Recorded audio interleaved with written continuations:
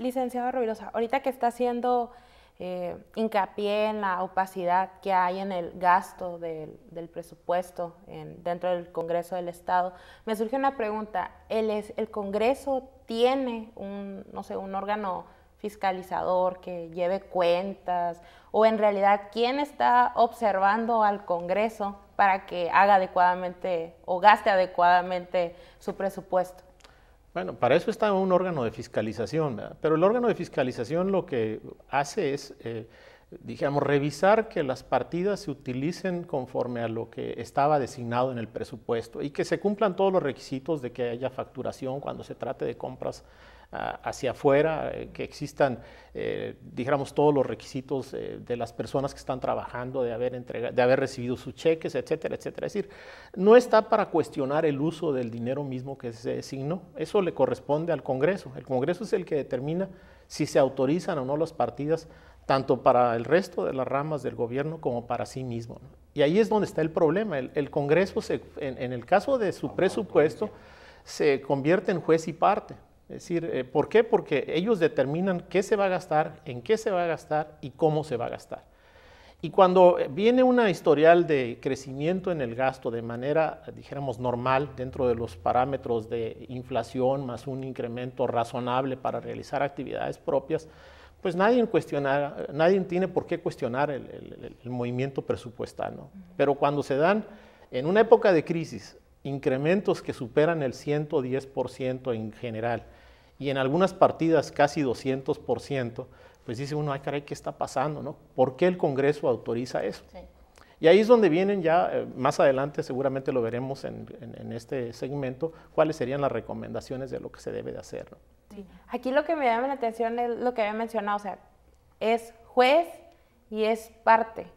¿Qué tanta responsabilidad podemos atribuir a que este Congreso esté ejerciendo y se esté imponiendo recursos que son de la población y que al fin y al cabo nadie le está exigiendo cuentas? Pues yo diría que más que responsabilidad es irresponsabilidad, ¿no? Es una irresponsabilidad. ¿Por qué? Porque tiene una reunión la Junta de Coordinación Política que está integrada principalmente por los jefes encargados, o no sé cómo decirlo, de los diputados de las fracciones partidistas. Ellos tienen una reunión, como el comentado del licenciado, se reúnen, dicen vamos a gastarnos, pues ¿para cuánto les gusta? 20 millones, 30, oh, qué suave. Y ya dicen, vamos a gastar tantos centavitos, y luego pasan al pleno y pues todos levantan el dedo, ¿no?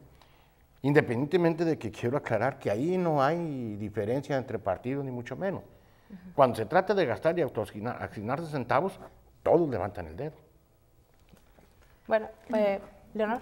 Sí, lo que pasa es que, por ejemplo, dentro de la administración pública municipal, la administración pública, por ejemplo, la Auditoría Superior de la Federación, que es un órgano encargado de la Cámara de Diputados de fiscalizar el gasto público, ¿verdad?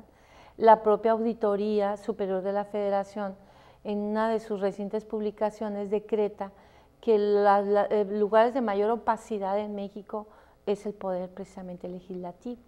Es decir, que hay mucha resistencia, ¿verdad?, de rendir cuentas, de informar.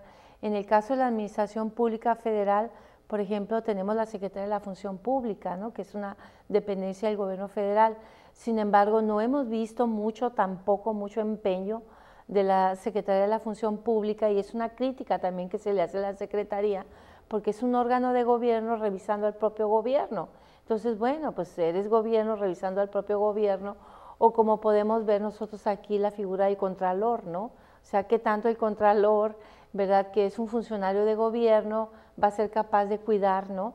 En fin, sin embargo, el tema de la auditoría, creo yo que aquí cobran importancia los grupos ciudadanos, es decir, que en México ha empezado a crecer mucho esta figura, ¿no? Bueno, gracias, Leonor. Exactamente ese va a ser el tema de nuestro siguiente segmento, pero necesitamos ir a un corte. En un momento regresamos.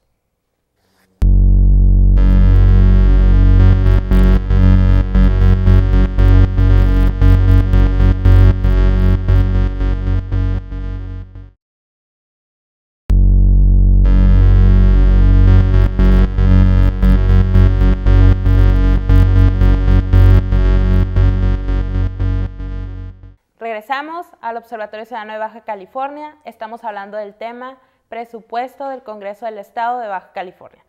Bien, pasemos a nuestro tercer segmento, que es transparencia y rendición de cuentas. ¿Cómo debería asignarse al presupuesto del Congreso del Estado? Ya bien hablamos de opacidad, es juez y parte, ellos mismos escogen su presupuesto. Entonces, ¿cuál debería ser el ideal para el presupuesto? Enrique, ahora sí. Bueno, aquí la cuestión es que un Congreso, al igual que cualquier otra parte de la administración pública, tiene funciones específicas que realizar. Entonces, para la realización de esas actividades necesita todo un apoyo logístico, material, etcétera, ¿no? Entonces, la pregunta es, si que tú me haces, ¿cómo se debe asignar el presupuesto? La respuesta es en función de qué es lo que necesita para cumplir con sus objetivos y sus funciones. Cuando, por ejemplo, hablamos de que se realizan actividades fuera de lo que son sus funciones normales, como son estas partidas de apoyos diversos a la ciudadanía o a las comisiones o etcétera, aquí entra en tela de juicio si es válido asignar un presupuesto tan elevado. Y para ello, pues, como lo mencionaba Leonor hace un momento, lo único que puede hacerse es que la ciudadanía esté más al pendiente de lo que hacen los gobernantes, llámese legisladores, ejecutivo o judicial. Para ello necesitamos primeramente estar informados. Y aquí yo quisiera mencionar que dentro de la transparencia los medios de comunicación juegan un papel muy importante. Y obviamente nosotros como ciudadanos que también cuestionamos vía nuestra participación en distintos foros, ¿verdad? Como precisamente, ¿no? Los medios de comunicación en México necesitan democratizarse más. O sea, la democratización no ha llegado a los medios. ¿Por qué? Porque, por ejemplo, este tipo de temas deberían de estar en primera plana de los medios.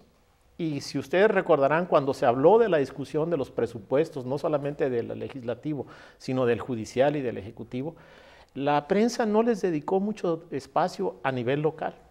Y estoy hablando, y en general, obviamente, la televisión y la radio, pues tampoco, ¿verdad? Entonces, los medios necesitan informarnos y cumplir con su objetivo de ser medios de información y medios de generación de opinión. Y nosotros como representantes ciudadanos en distintos foros, pues hacer del conocimiento del público que también necesita buscar esa información o exigir que se le brinde, ¿no? Entonces, para la rendición de cuentas, yo siento que eso es muy importante, ¿no? Okay. Gracias, licenciado Rovirosa. Mario. Mira, el problema fundamental es la transparencia. No tenemos transparencia, realmente estamos en pañales en esa situación. Tenemos una ley, pero como dicen los abogados, es una ley sin dientes. Entonces, el cumplimiento de la ley de transparencia no se ha podido dar.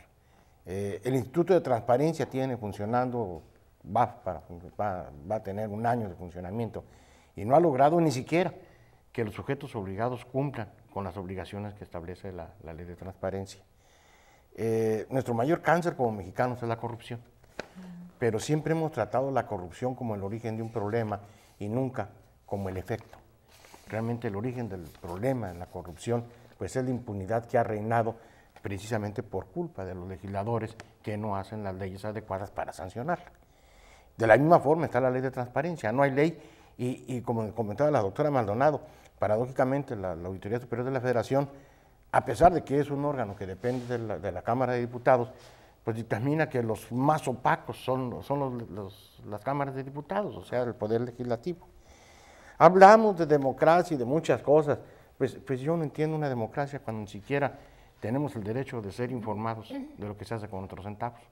Yo no me quiero ir al aspecto legal o al aspecto de que si podemos votar y ser votados, eso ya es otra cosa muy diferente, ¿no? Nuestra Constitución establece que todos somos iguales, pero yo quisiera preguntar aquí, hablábamos ahorita de que son 75 millones de pesos para apoyo a las comisiones legislativas, y yo quisiera preguntar, bueno, ¿ese dinero se lo reparten los diputados? ¿Les toca 3 millones a cada uno? Y de ahí me sale otra pregunta, si reciben esos 3 millones, ¿los declaran para efectos de impuesto sobre la renta? La ley del impuesto sobre la renta establece que cualquier ingreso que tenga un ciudadano debe de acumularse. Y voy más allá todavía, porque aquí me sale otra pregunta. Si no los declaran, entonces yo preguntaría con qué calidad moral tienen, o qué calidad moral tienen para poder establecer nuevos impuestos. No lo entiendo, no lo entiendo así, coincido totalmente con el licenciado Rovirosa. Realmente los presupuestos deben estar hechos en función de las necesidades. ¿Cuánto necesita el Congreso para sus necesidades? Y eso es lo que se debe de tener. No siento yo, quiero ponerme en un plan utópico, que se diga ya tenemos todas las leyes que se necesitan, el Congreso ha trabajado súper eficiente. Eso no quiere decir que tengamos que desaparecer al Congreso. El Congreso tiene que seguir como un poder autónomo de nuestro gobierno. Más sin embargo, yo lo vería diferente. Si ya tenemos todas las leyes, estamos armonizados, pues en lugar de correrlos o de bajarles el presupuesto, pues hay que darles un premio. Pero la triste realidad es que dista mucho lo real de lo que estamos viviendo, lo que tenemos que vivir en teoría, ¿verdad? Exacto. Leonor. Bueno, yo considero que aquí hace poco que nos hizo el favor de estar una directora del Instituto de Transparencia y Acceso a la Información Pública, el IFAI. Ella nos comentaba, ¿no?, que el tema de la transparencia en México es un tema nuevo. No estamos acostumbrados a ser transparentes, nos cuesta mucho trabajo informar de nuestros sueldos, de si pagamos o no impuestos, de nuestros bienes, si somos ricos o quedamos más ricos. O sea, hay una lucha en México que incluso la directora decía que cuando en el tiempo de Zedillo, por ahí el investigador Sergio Aguayo pregunta, ¿cuánto gana el presidente? Y todo el mundo se sorprende, ¿no? Tú, simple mortal, ¿cómo vas a saber cuánto gana el presidente de México? Y bueno, él se inconformó, inició todo un litigio, hasta que finalmente se pudo proporcionar el sueldo del presidente, ¿no? Que eso no es lo que gana el presidente, ¿verdad? O sea, son datos importantes, sino que ahí no estaba lo interesante estaba en las mentadas partidas secretas, ¿no? Que eran unas partidas de uso discrecional en tiempos, ¿verdad?, que hacía el presidente. Y bueno, en ese sentido a Zedillo también le toca decretar la desaparición de las partidas secretas. Y eso no significa que no haya partidas secretas, ¿no? Puede haber muchas maneras, ¿no?, de ocultar información.